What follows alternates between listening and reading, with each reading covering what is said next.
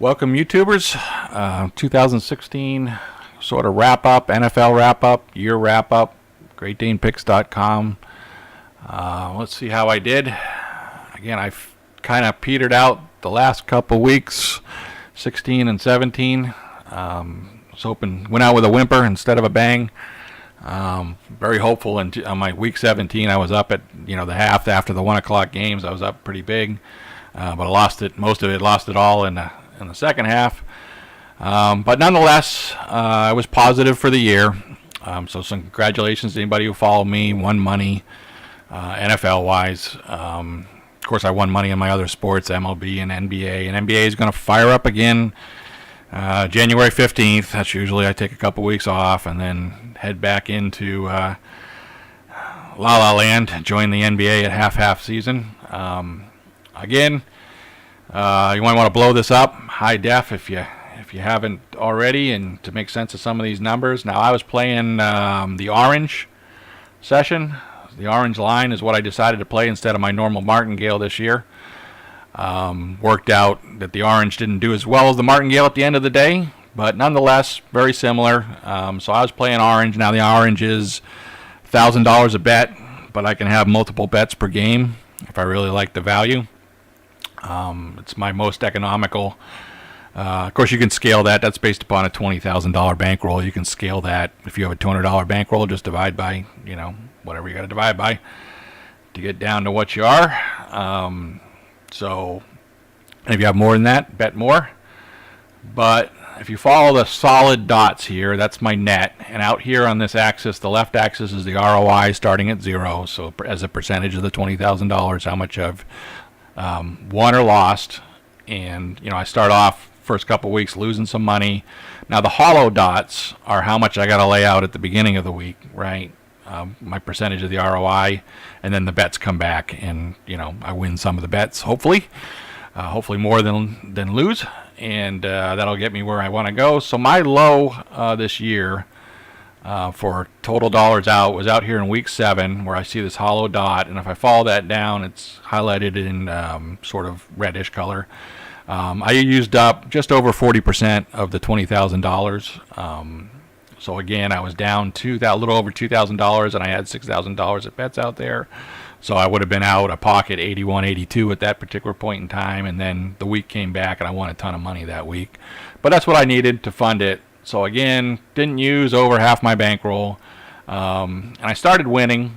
And out here in week 8, I hit a nice semi-high at the time, where I was up almost $7,000, $69.08 profit. And that's 34.5% on $20,000. And then I came back down to earth, didn't really win, and then I kind of got on a little run. In week 15, I hit my true high for the year.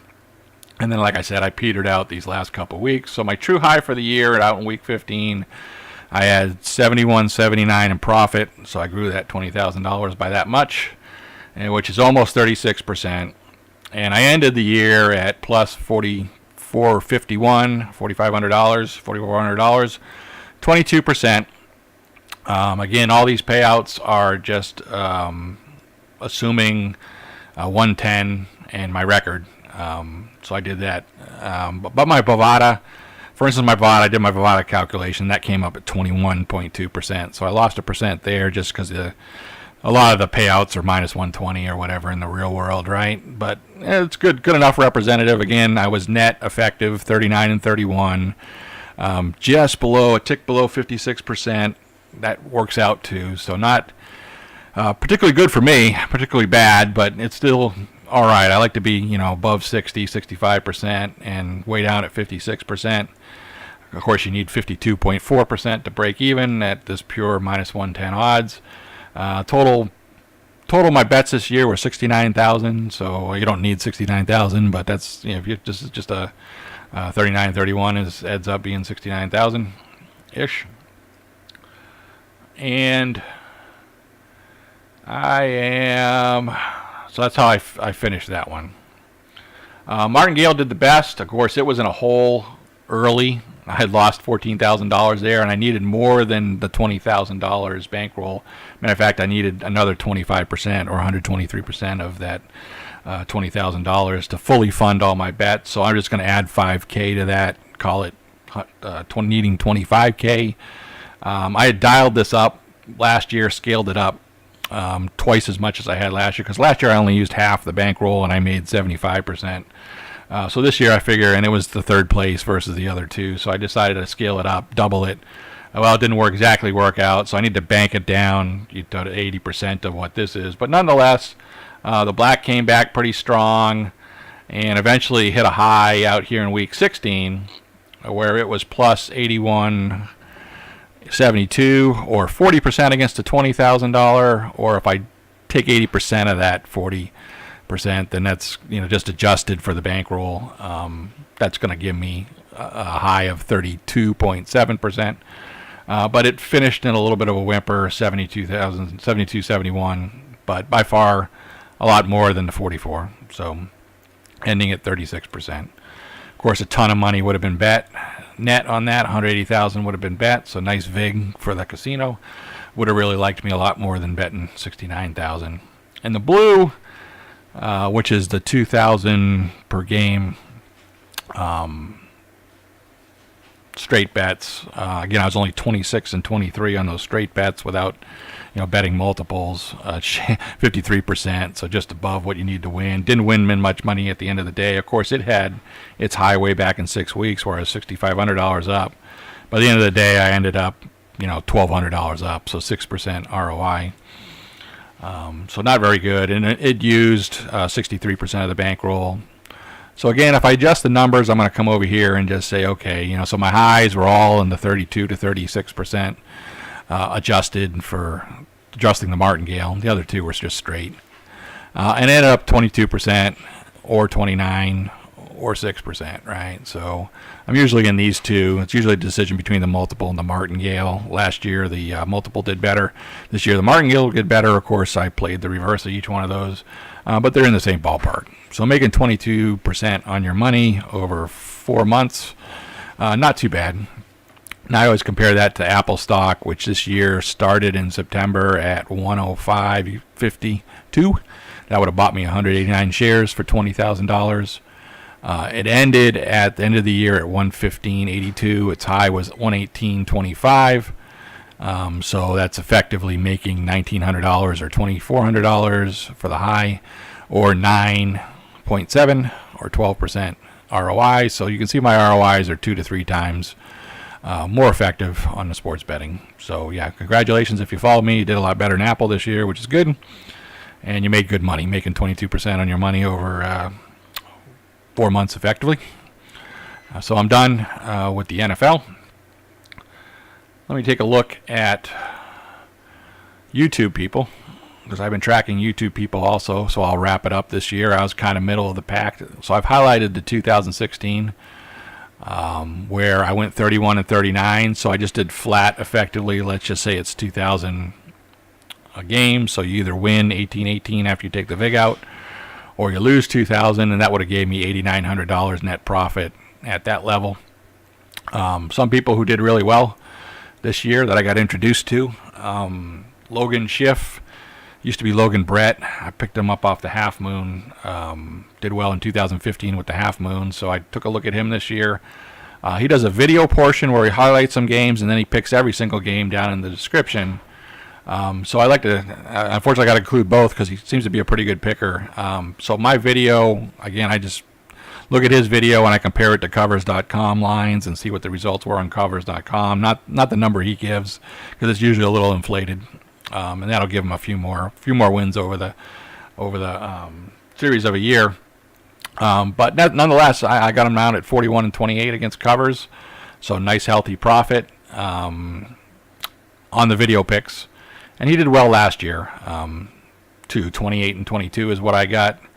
He didn't really start. He started sort of like the 4th week or 5th week, and by the 10th week he was picking every single game. We'll get down to him. He's a little bit lower on his description numbers, but his video picks are doing pretty well. Net effect. Of course, I've done well and not well in prior years. I had a bad year in 2014, so this all adds up. So he did better than me this year. Teddy Bear, Cowboy Boom, I've got to add Logan Schiff. I'll get him down as a subscriber. But the other people I've got here are usually subscribed if they're winners. So you can go to my YouTube site here and jump out to my subscribees and see these people. Anyways, Teddy Bear did really well this year. Cowboy Boom. Of course, last year he did terrible, and the year before he did really great. That's where I first initially picked up on him. That was his first year. So he kind of netted out this win-loss here, but did well this year. Half Moon, another nice video production fanatic. He did really, really well this year and made a lot of picks. So 42 and 22, huge amount of money. I went back and looked at his 2015 because he was running a lot of stats. So that's where I took anything where you see blue out here. That's his stats that he compiled, and I don't know if they are covers.com or if they're just what people self-reported. Of course, when you self-report, you can pick any line you want, right? Good, bad, or whether you can get it or not. But anyways, he was a little over 500, but he lost money, and he lost a lot of money in 2014. But nonetheless, the net effect of the 3 years, he's actually up because he had such a stellar this year. So good luck if you followed him.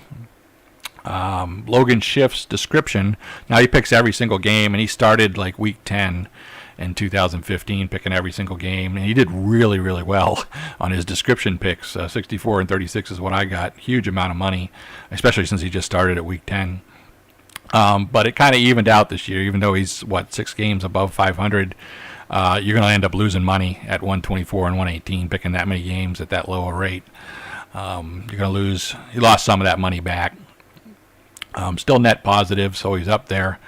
But just be cautious out there. We'll see how he does on his next season, since he really has a season and a half under his belt. Sports Guy, really long video. This year he really got into teasers, so I took his teasers out because that gives him better numbers. He ends up 82 and 56, so just huge amount of, like, double the picks that the normal group does here, minus the description when we were talking about picking every pick, which is kind of crazy. But he did really, really well from what I can tell on ATSs. Way up there. The teasers, not so well. I don't think he did really well. I looked at I just combined teasers where I could. Like if he said, tease this one and then tease that one, I put them together, and I was actually like 15 and 19 or something is what I netted. So you're going to lose some money doing his teasers. So don't do teasers. But in 2015, I went back because his viewership really went up in 2016. So I took a quick look at 2015. Not a quick look with his videos.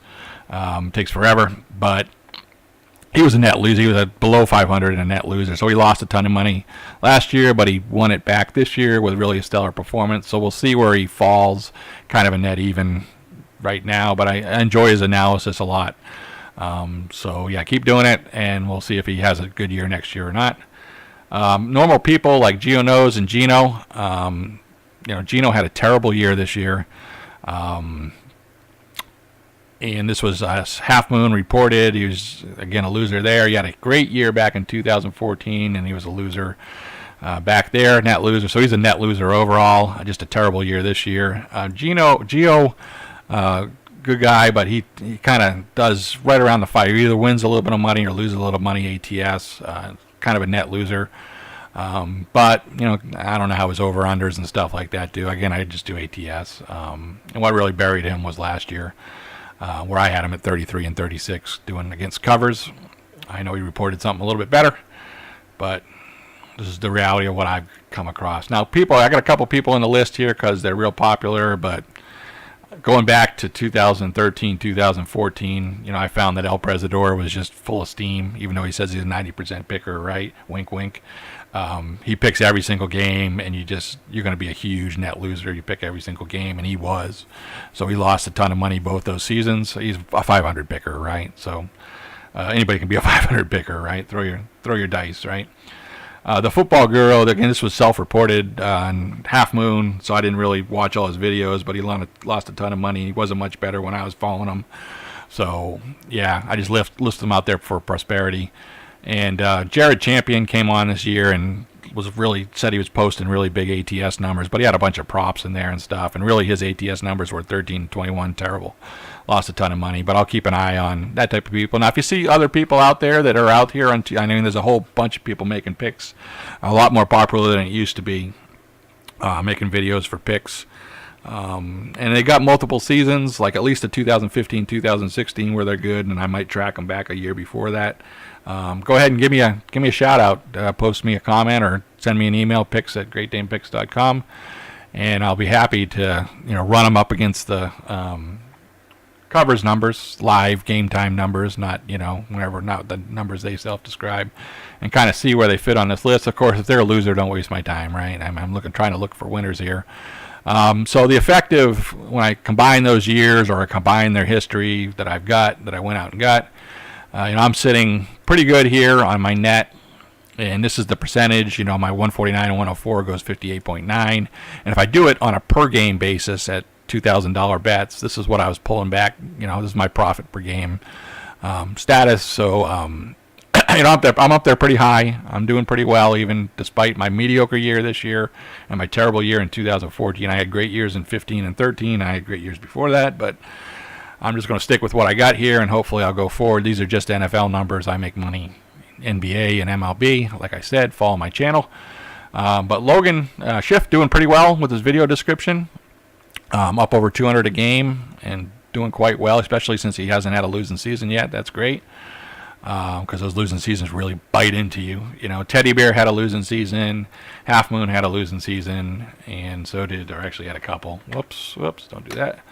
And Logan Schiff's description, of course, had now had a losing season, so that puts you in the 100 range, right? Instead of the 200 plus, puts you in the 100 range. Sports Guy is kind of net zero, a little bit positive, despite making all the money he made this year. And then you got a bunch of people who are have been net negative. And on a per game basis, right, you lose a little bit of money with them, so not really worth the salt to listen to, unless you like just a second opinion or you have some insight. But if you bet them religiously, you're not going to do well. So that's my my kind of story there. That's where I am. Like I said, drop me a line, and if you think that's crap or you're thinking whatever it is, that's fine. Don't really care. I made money with my picks. So let me go out to the website real quick. I don't know what I'm going to do for NBA. Kind of enjoyed this free thing, but the problem with the NBA, it's every day. I don't want to make a video every day. I'm definitely not going to do that. I might do here's some Sunday picks and pick the next time that this team plays, whether it's Sunday, Monday, Tuesday, typically, right? On what people pick, you got the All-Star break in there and that kind of stuff. Actually, I got to go figure out these dates because the All-Star break does interrupt NBA basketball typically, but I'll have 6 sessions again. Of course, you can pay for the picks and get every pick every day. I'll figure out a way to do that like I normally do. And so, yeah, 2016, I kind of ended at 22, but you had a chance for 36 on the NFL. MLB, I had a chance at 70. I hung on a bit and cashed out at 20, but I definitely could have made up to 70. I probably learned some lessons as I go along here. Of course, the NBA, I had 74% ROI. So, again, that's just through the end of the regular NBA season, so just a few months. You can hopefully make 50%. Hopefully, I'm always trying to get 50% or more. 70% is great. So making money. That's about the risk. That we're high risk, high reward. Again, whatever fees I can get, I'll get. GreatDanePicks.com. Good luck, everybody, in 2017, and I look forward to hearing some comments or anything else I got from you. All right, but overall, congratulations if you followed me and you won some money. And by the way, you can contact me at GreatDanePicks.com if you're feeling generous, right? You use my picks and you made some money, or just like me in general. Thank you.